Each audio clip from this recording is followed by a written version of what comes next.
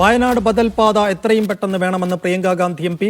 ആശുപത്രി ആവശ്യങ്ങൾക്കായി ആളുകൾ ബുദ്ധിമുട്ടുകയാണ്.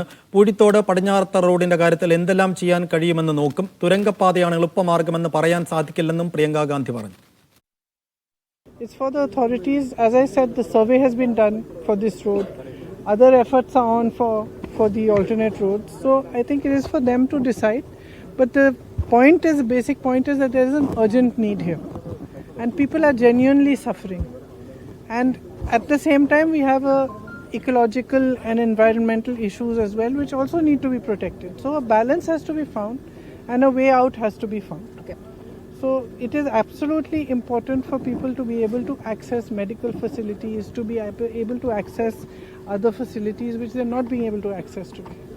So our efforts are going to obviously be to help and support them to access those facilities. At the same time, other considerations. Faisal Nedumbala വിശദാംശങ്ങൾ നൽകും. ഫൈസൽ, വയനാട്ടിലേക്കുള്ള ഗതാഗത പ്രശ്നത്തിൽ ആദ്യമായാണ് പ്രിയങ്ക ഗാന്ധിയുടെ ഒരു പ്രതികരണം വരുന്നത്. എന്താണ് അവർ പറയുന്നത്?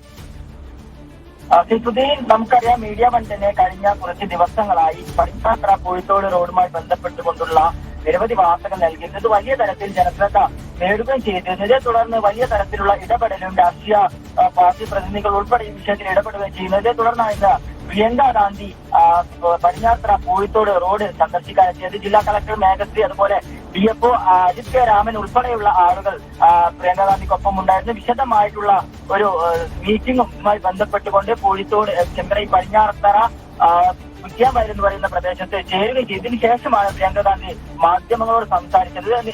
വയനാട്ടിലെ ജനങ്ങൾ അധികം യാത്രാക്ലേശം അനുഭവിക്കുന്നുണ്ട്. ആളുകൾ ആശുപത്രി ആവശ്യങ്ങൾക്കൊക്കെ വലിയ തരത്തിലുള്ള ബുദ്ധിമുട്ട് അനുഭവിക്കുന്നുണ്ട്. അതുകൊണ്ട് ഈ പൂഴിത്തോട് പടിഞ്ഞാറത്തറ റോഡിന്റെ അവസ്ഥയും പ്രശ്നങ്ങളും നേരിട്ട് അറിയണമായിരുന്നു. ഈ റോഡിന്റെ സർവേ ഇപ്പോൾ പുരോഗമിക്കുകയാണ്. തനിക്ക് ചെയ്യാൻ കഴിയുന്ന കാര്യങ്ങളൊക്കെ തന്നെ ഇതുമായി ബന്ധപ്പെട്ടുകൊണ്ട് ചെയ്യും എന്നാണ് പ്രിയങ്ക ഗാന്ധി പറഞ്ഞത്. അത് മാത്രമല്ല, അതായത് നിലവിൽ തുരങ്കപാതയുമായി ബന്ധപ്പെട്ടുകൊണ്ടുള്ള പ്രവർത്തനങ്ങളൊക്കെ തന്നെ പുരോഗമിക്കുകയാണ്. ഇതിലേതാണ് എളുപ്പമെന്ന് സർക്കാരാണ് പറയേണ്ടത്. പാരിസ്ഥിതികമായിട്ടുള്ള പ്രശ്നങ്ങൾ ഒരുമിച്ച് ചേർന്നുകൊണ്ട് എല്ലാവരും ഒരുമിച്ച് ചേർന്ന് ഈ പ്രശ്നങ്ങൾ പരിഹരിക്കണമെന്നും പ്രിയങ്ക ഗാന്ധി എന്ന് പറഞ്ഞിട്ടുണ്ട്. ഫൈസൽ നെടുമ്പാലയാണ് വയനാട്ടിൽ നിന്ന് വിവരങ്ങൾ നൽകിയത്.